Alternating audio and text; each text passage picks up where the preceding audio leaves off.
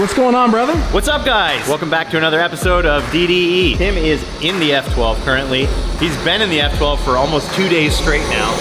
With a torch, with a wire wheel, with little brushes, with scrapers, just trying to get all this seam sealer out of the car. Hey, Tim. Yeah. The gas tank's down there, so don't burn the car to the ground. This stuff is not easy to get off. And the car being aluminum, it sticks harder than it does to steel. So scraping all that stuff off, super tedious, and it's really important that all that stuff is off there for when we get to welding on the car, because aluminum is very porous, so all those little holes kind of just suck up that dirt and they need to get burned out, cleaned out. Otherwise, when we start welding, it's just gonna be splattery, like just a complete mess, and it won't be strong at all. Not much has happened on the F12 except for a lot of just little brackets and tabs removed, but we actually got a part delivered. It wasn't delivered here, there was a mix-up, but it's a crate, very expensive part in that crate, and it got delivered to my shop. We're gonna jump in the truck and go over to my shop so we can pick up that box and bring it back over here and get started and hopefully make some good progress today. We have to go to my shop because the part that we ordered got delivered to my place instead of DDE HQ. And the reason for that is because I've worked with this company before. I've bought a lot of stuff from them, and they've always shipped it to my shop. And my billing address is still at my shop. It showed up at my shop yesterday, and we're gonna go over there and grab that thing right now. But first, we gotta stop and get some DEF, some diesel fluid, because Carlos left us on empty. What's that? What's diesel? Do we just need gas? No, that's actually, there's a DEF, a diesel exhaust fluid on the newer trucks. What? And yeah, it's crazy, right? Okay. So, what's the point of it? So you don't actually put it in the diesel. It actually is a separate tank, and it sprays, I think it's actually urine. It's like cow urine. It's called urea. They spray it into the exhaust and into there's a diesel particulate filter, which is basically like a catalytic converter for a diesel. Yeah. And it heats it up and basically cleans it. Okay. And the new trucks have this system. Basically, if you run out of diesel exhaust fluid, your speed is limited. It says speed is limited to 8 kilometers an hour, 5 miles an hour if we run out of DEF. You can't even limp it off the side of the freeway at 5 miles an hour. It's ridiculous. Crazy. But they will completely shut the thing down. Here's the gas station. I'm trying to make a U-turn in this big truck. See how it goes. Let's block this person right here. Oh, so far off. Sorry. Have it. Whoa, 2 of them. That? Yeah. I thought it would be one of these. No, it's like gallons and gallons. Dude, what the hell is that? Carlos, this is a Carlos edition. They don't have gas caps on these, but I guess he made his own. All right, so diesel, get that going. And then this is something we do on the road trips when we're driving across country. We'll get the little team effort here, we'll get the diesel going.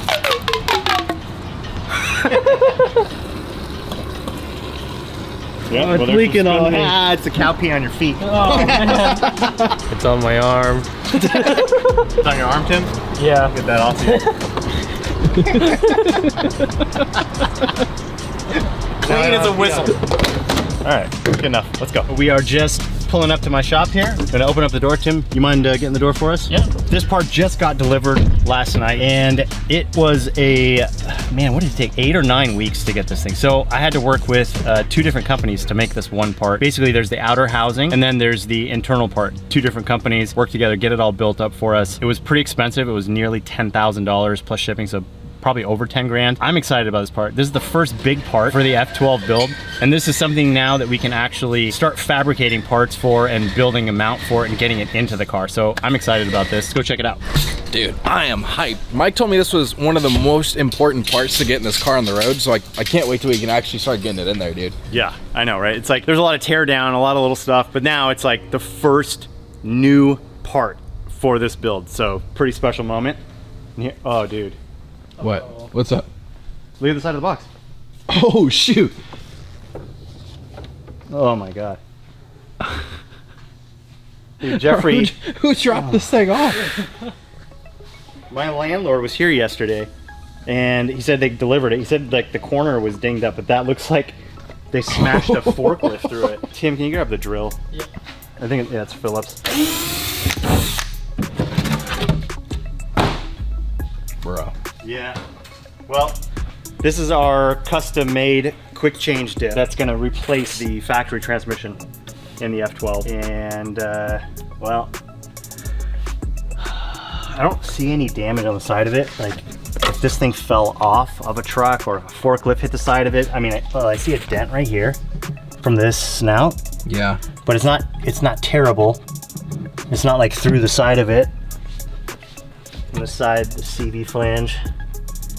Oh yeah, I see right there. Yeah, like it's split here. It looks like it got hit more in the corner, so maybe it didn't get hit on the side either. I hope it's not damaged, because like I said, it took 2 months to get it, and it was $10,000. And now that we've already accepted the package, we can't really go back to them and say that we didn't do this, that it happened falling off of a truck or something.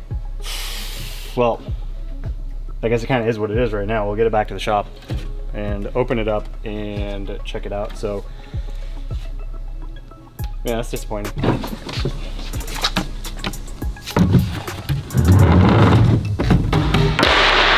All right, back in the shop. We're gonna get this thing out of the crate, get it up on a rolling cart so we can actually inspect it and see if there's any damage to it, and then move on and start working on the car. So first off, Tim, can you grab the rolling cart? Let's get this thing out of here.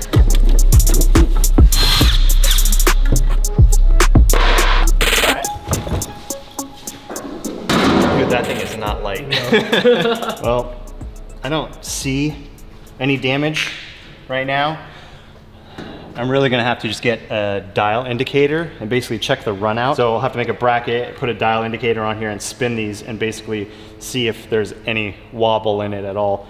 And then I have to do the same thing for the front, make a bracket and check the run out on this and make sure it's not tweaked. But we don't have a dial indicator. That's something that you know, you don't need until you need it, and now we need it. So another thing on the list of tools we don't have that we need.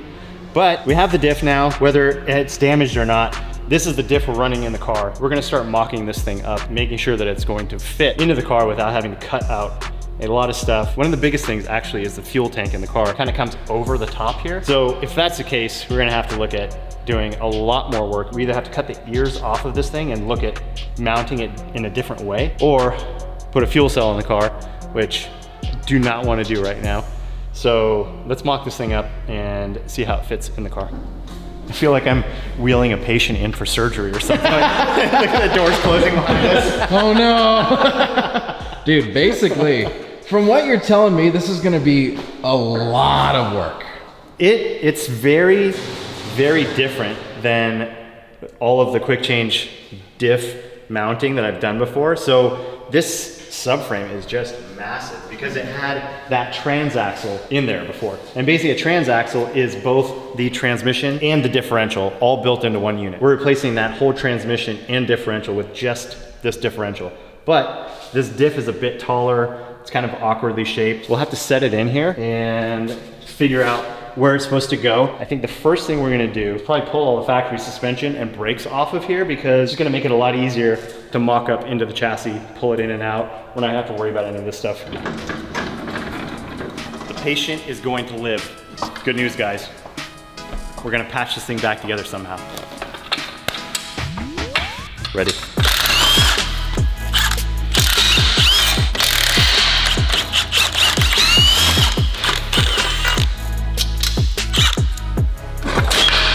Well, this one's coming off easy.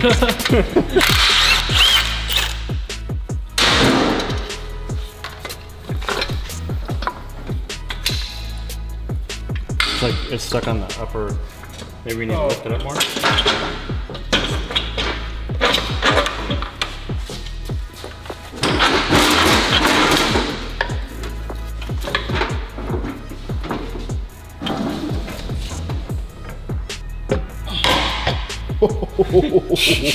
Oh, dude. Well, it'll definitely fit in there. Really? Here's the area that I'm concerned with. So crossmember sits right in here, and I think the top of the diff is gonna be right in this area here. So this is the fuel tank. Now, if it hits the fuel tank by much, if it's a couple millimeters, maybe we can lower the diff, but if it goes in an inch here, I don't know what we're gonna do. We're gonna have to take the stock fuel tank out and put in a fuel cell, which is a ton of work. Let's drop this thing down and see if it fits.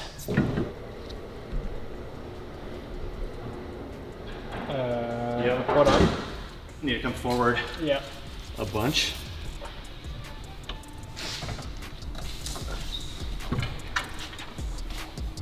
That's looking fairly close there. Yeah, it's pretty close on this side. Okay. Stop. What are we hitting? The fuel tank. Already? Yeah. We have like another inch to go. No hands.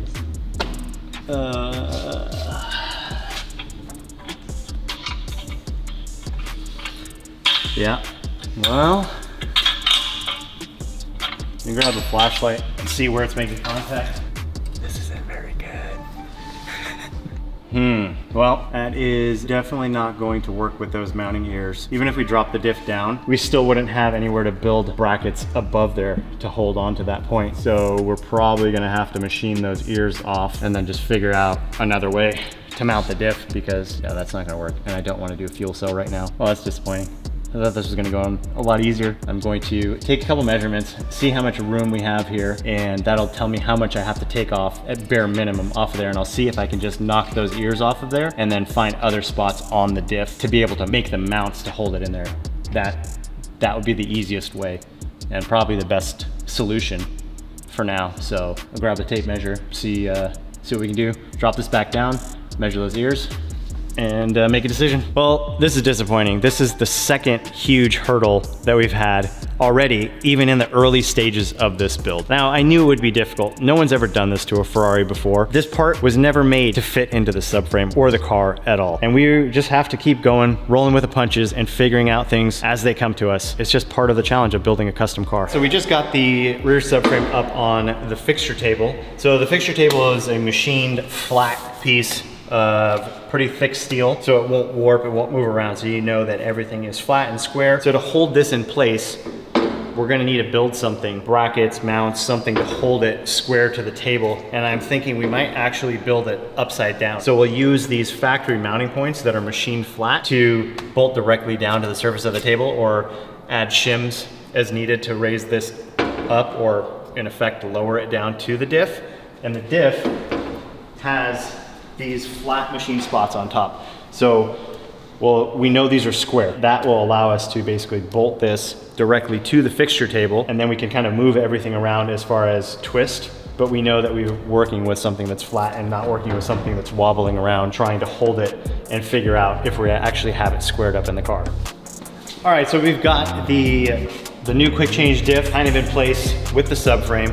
We got it mocked up here on the fixture table, and we've got it clamped down. And this is just really rough right now, just to kind of get an idea of how much of a spacer we'll need underneath here. We've just got these little shims for now, holding it roughly in place, but we've got a really good idea of what we need to do for the next steps. So make shims, square everything up. It's really tedious. It's a lot of measuring back and forth. If the diff is crooked in the car, twisted, the axle angles aren't gonna be right, the drive shaft angle's not gonna be right, and the car is just not gonna work well. It's really important that we get all of this stuff perfect. That's gonna take some time, but for now, we've gotta move the F12 off of the lift. We're all done over here. Now we're gonna get the car into the back, into the fab area, where we can really start cutting, grinding, welding, and we're not gonna get stuff on all of these other cars out here. We've also got another car that's going on the 2-post lift, so we need to clear the space out. Now, we need to figure out how to get the car off the lift with absolutely no wheels in the back of the car. Another challenge. Now that we just took that subframe completely apart, took everything off of it, we've got, the front wheels are still on it, but we've got no steering wheel in the car. So wait a second. How are we actually gonna? I don't know yet. I'm gonna think about this for a second, and we'll figure it out. Oh my gosh. What are you thinking, Mike? We gotta move this. We have no wheels. We could try to get a jack underneath it, but there's not really, yeah, there's like, nothing there. It's all thin sheet metal, so maybe we can grab it by the bumper, but I don't know, it might still be sketchy, it might fall off. Tim, what do you think? I think we should use the dollies. The dollies? Yeah, so we can, you know, swing it around. I'm telling you, let me carry it. Let me carry it. Worst case, we'll get some straps going through here, get a little backpack going, and I'll carry the car to the promised land, dude. I'm telling you, it'll work. It'd be like one of those World's Strongest Man competitions. I know. You guys climb in the back of the car. Let's go. All right, what do you think? I think the dolly might work. I think that's our best bet right now. So, all right. I don't think it's not gonna work. Well, we'll give it a shot and see what happens. It's not gonna work. It's pretty square right there. Are you guys ready? Yeah, let's do this. Yeah, go ahead and bring it down, Tim. I heard some crunching. So did I. It's still there. Move the jack out of the way.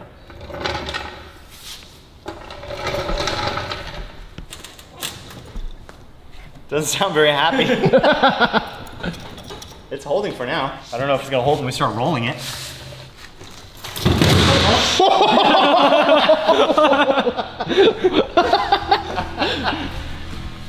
Dude. Hey, the wood's leaking. Dude, that thing is toast. All right, jack it up. Blown out. Wait, you're strong. Get over here. Lift the back of Oh this thing my up. gosh. Okay. You said you were gonna lift it up. Let's see that. All right, Mark. You ready for this?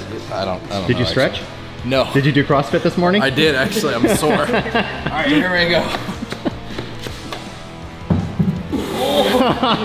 It moved. Let's see if Mark can completely blow his back out here.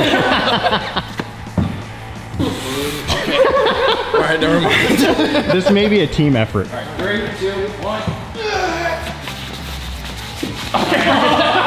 We're going too fast. All right, hold on. We still got the dolly underneath the car. Dude, look at this thing. I think I can get it now.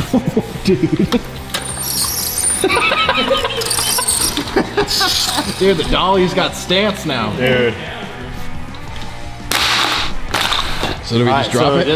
Yeah, let's put Drop the thing down. slower this time. Okay, yep. We're there. Oh, yeah. All right, come back. All right, now swing it. Let's go.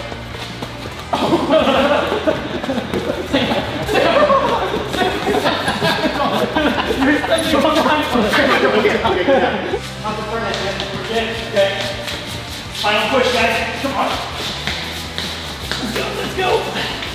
Okay, Tim, get the jack stance. Tim, get the We'll lift it up, and then we'll just come back. Okay. Onto it. Yep. Ready? Ready? 3, 2, 1. Higher. Okay, that's it. That's too far. Too far. Nope. That's it right there. Okay. All right. Well, that was pretty ridiculous, but we got the car back here where it needs to be. It's a little crooked. We still need to jack the car up, put it on jack stands, kind of square it up, clean this area up, but I'm pretty beat. My back hurts. Tim's over there cleaning up this giant mess of coolant that we just spilled all over the ground. I wanted to show Damon some more progress other than just a completely torn down car. It is what it is. We'll just close these doors and not talk about it for now. All right, so we were about to head out from Mike's shop here, and then we. I read this letter. And it set it down here thinking it was closed, but it's open. Oh, there we go. Oh, here you go. Let's see if I can get it. Just doesn't slide it back anymore. Blocking it. Wait, what is this? There's a lot of stuff going on here. Is this the Da Vinci Code? Standard to metric wrench conversion chart. Dude, what is the Pythagorean theorem? Dude, I don't know. I didn't even finish high school, so Dude, I don't know what that means. You can take math class in the passenger seat. Look at this. Trigonomic ratios. Dude, what? just imagine you're cruising down the road. Oh man, that's an interesting road. Oh, yeah, I was just wondering what the Pythagorean theorem was. That is ridiculous. Let's get out of here.